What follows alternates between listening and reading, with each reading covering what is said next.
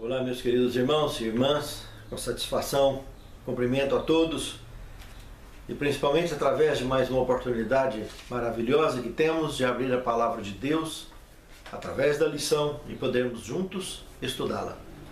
Eu gostaria, antes dessas considerações, de convidá-los para uma palavra de oração. Senhor Deus, muito obrigado pelo teu cuidado por nós, pelas tuas bênçãos. Perdoa nossos pecados e faltas, Senhor. Limpa-nos de nós mesmos e de tudo o que tem de ruim neste velho mundo. E santifica-nos, Senhor, na Tua palavra. Lava-nos no precioso sangue de Jesus. E capacita-nos, Senhor, ao entendimento e compreensão da Tua palavra e principalmente a praticar e transmitir ao que nos serve. É o que te suplicamos, agradecidos em nome de Jesus. Amém. A lição de hoje, a fé de Abraão. Na ótica da carta de Paulo aos Romanos. Anulamos, pois, a lei pela fé? De maneira nenhuma. Antes, estabelecemos a lei. Romanos capítulo 3, versículo 31. Para muita gente, talvez, seja difícil entender que o próprio Deus é uma lei viva. É a lei da vida. Abraão, ele teve tanta certeza disso, que quando Deus pediu o seu filho, ele entregou o seu próprio filho. E justamente esse aspecto bonito da lei, que ela é a expressão do caráter de Deus, é o que a lição dessa semana, em vários temas, nos apresentará. Justamente o nível de fé que viveu o patriarca Abraão. No segundo tema, a lei. Ainda analisando o contexto de Romanos 3,31, podemos notar que tanto a lei quanto a fé são veículos da graça salvística e do amor eterno. Porque Jesus disse: se me amardes, guardareis os meus mandamentos. É a parte moral da lei de Deus, que jamais seria anulada. Justamente o que o contexto está aqui apresentando. Abraão entendeu e fez assim. E nós devemos fazer o mesmo. Entender que realmente o pleno conhecimento do pecado só vem através da lei. Não tem como conhecer o pecado se ela não apontar o que é pecado. Para isso tem 10 mandamentos. 1 João capítulo 3, verso 4, está: pecado é a transgressão da lei de Deus. Quem comete pecado também quebra a lei. O terceiro tema, dívida ou graça. Se observarmos Romanos capítulo 4, de verso 6 até o verso 12, podemos dividir em duas partes e formar um paralelo aqui nesse texto. O primeiro paralelo, do verso 6 ao verso 8, entenderemos que nós somos salvos independente das obras da lei. Mas do verso 10 ao verso 12, esse outro lado rico desse paralelo, podemos perceber que Abraão, ele como incircunciso foi chamado quando estava lá em Ur dos Caldeus. Depois que ele estava em Harã, o pai dele ainda era vivo. Quando Deus percebeu que Terá, seu pai, não teria as condições ideais para desempenhar a missão que ele teria condição, Deus, lá em Harã, ele estava lá, já no norte da Mesopotâmia, deixou seus pais, a sua parentela, e seguiu em direção à terra prometida. E passou pela Síria, deixando o servo Jó. Durante essa trajetória toda, ele era incircunciso. Ele seria circuncidado já com quase 100 anos de idade. Seria bem próximo do nascimento já de seu filho Isaque, quando ele seria circuncidado. E aí ele foi chamado pai da fé e estava exercendo a missão de Deus.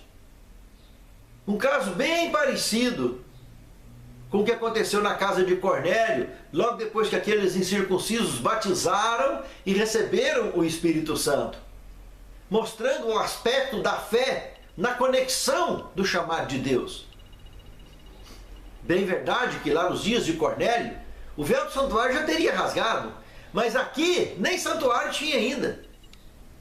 Mas já tinha um compromisso com um Deus eterno, aonde todo o sistema cerimonial seria apresentado a Abraão, que ele levaria de geração em geração, até que passasse por toda a história do povo de Deus e até o Calvário.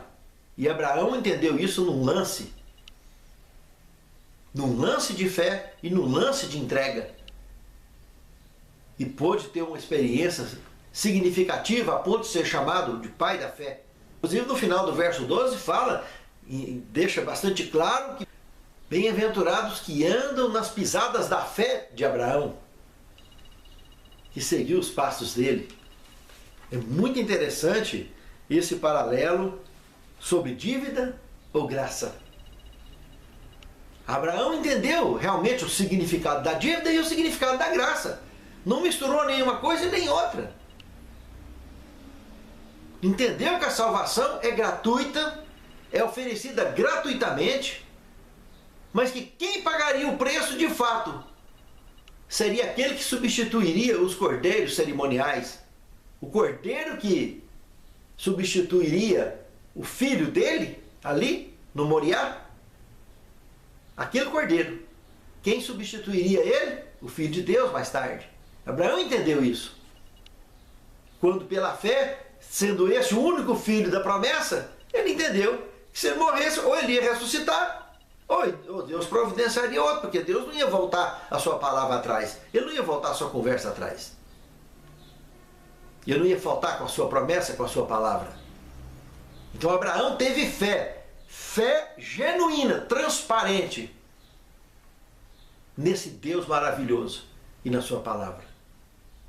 Entendeu a distinção entre a dívida que o homem tem no seu pecado e a graça e o poder que Deus tem em perdoar e nos transformar e nos conduzir. Pense nisso, meu amado irmão. Pense nisso, meu amado irmão. Quarto tema, a promessa. No dia 31 deste mês, outubro de 2017, estaremos completando exatamente 500 anos em que Martinho Lutero pendurou suas 95 teses na porta da igreja de Wittenberg. Inspirados em Romanos capítulo 4, verso 14 a 17, é interessante notar que não só Lutero entendeu isso, mas Lutero entendeu porque ele percebeu que Paulo, já há quantos anos antes, tinha entendido sobre a questão da promessa. Abraão, há quantos anos antes, entendeu? E eu e você, o que está demorando para a gente entender? Todos nós devemos entender que a promessa, Deus jamais falhou, jamais falhará. Nós seremos todos redimidos. O plano da redenção é para mim e para você. Todos os que passaram na face deste velho mundo e confiaram nessa promessa, desceram à sepultura confiantes nela, ressuscitarão. A salvação para os membros deste mundo é a mensagem mais séria que um Deus santo, eterno, pode ter deixado em forma de promessa para todos nós. E só basta aceitarmos essa promessa. Promessa essa que os antigos patriarcas entenderam e ensinaram às suas gerações. Graças a eles, essa promessa chegou até mim e você, como neste momento estudamos na Bíblia Sagrada. Já graças ao trabalho que eles fizeram no passado, que acreditaram nessa promessa e levaram para frente essa promessa. Temos uma missão importante, cada um de nós, com relação a esse tema, a esse assunto, relacionado com a nossa vida. Quinto tema, lei e fé. Observando Romanos capítulo 4, verso 13, ali fala tudo. Porque quando o termo a justiça da fé ou lei da fé, ali utilizado, resume tudo. Foi exatamente assim que Abraão e nós também nos tornamos herdeiros dessa salvação, desse prêmio maravilhoso. Nos tornamos membros da família de Deus. Foi através da justiça da fé, ou lei da fé. Facilita bastante a compreensão e o paralelo entre lei e fé, quando olhamos nessa ótica de Romanos capítulo 4, verso 13. O sexto tema, a lei e o pecado. Romanos 3,20 diz que ninguém será salvo diante dele por obras da lei, em razão de que pela lei vem o pleno conhecimento do pecado. Mas 1 João capítulo 2, verso 3, 4 e 7 diz o seguinte: aqueles que dizem que conhecem a Deus e não guardam seus mandamentos é um mentiroso, e com ele não está a verdade. Olha o verso 7. Não vos dou mandamento novo, mas o mandamento antigo, que desde o princípio tivestes. E lá em Tiago, capítulo 2, verso 8 a 12, ainda mostra que a lei de Deus, esses 10 mandamentos, lá ainda cita alguns dos 10, alguns do decálogo, diz claramente que é a base do juízo de Deus. Nós seremos julgados pela lei da liberdade. De fato, porque quem está livre? Quem guarda a lei ou quem transgride a lei? Evidentemente que é quem guarda. Porque os que transgridem estão presos, ou encaminhados para a prisão, ou sujeitos à prisão, os transgressores. Lei não salva, mas é uma expressão de amor e gratidão daqueles que são salvos pela graça. Não tem nada que fazemos ou possamos deixar de fazer que vá nos salvar. Quem salva é o sacrifício de Cristo no Calvário. Mas se me amardes, guardareis os meus mandamentos. Essa é a expressão, é a relação entre lei e pecado. Porque a lei aponta o pecado, mas não tira o pecado. Quem lava e quem perdoa é o sangue de Cristo. Se eu olhar para a lei, os 10 mandamentos, como se ela fosse um espelho, ela vai me mostrar sujeira no meu corpo, mas não tira a sujeira. Se eu esfregar o rosto nesse espelho, eu sujo o espelho e não resolve nada. Por isso que ela só serve para mostrar: quem salva é Cristo, quem limpa é Cristo, quem perdoa é Cristo. Mas lá mostra onde está a sujeira da minha vida. E o que eu devo fazer? Ir a Cristo. Então, pecado é a transgressão da lei de Deus. 1 São João 3, 4. Eu tenho que entender que ela aponta o pecado, ela mostra, justamente nos orienta, é um aio, como disse Paulo aos Gálatas, é um guia que nos leva a Cristo. Sétimo tema, só Cristo nos livra da praga do pecado. Eu queria citar um texto da Pena Inspirada, a Heavyweight Herald, de 3 de setembro de 1889, que diz o seguinte: se Satanás consegue levar o homem a valorizar as suas próprias obras como obras de mérito e justiça, ele sabe que pode vencê-lo mediante suas tentações e fazer dele sua vítima e presa. Passe nos batentes das portas o sangue do Cordeiro do Calvário e estará seguro. A última praga do Egito foi passar o sangue do Cordeiro nos umbrais da porta, para que o exterminador não entrasse e exterminasse quem estava ali dentro, quem estivesse ali dentro. Tanto dos egípcios quanto do povo de Deus tinha que ter esse sinal lá na porta. Quem tivesse o sinal estava tudo num só povo. E mais tarde se juntariam no deserto, num êxodo que os levaria à terra prometida.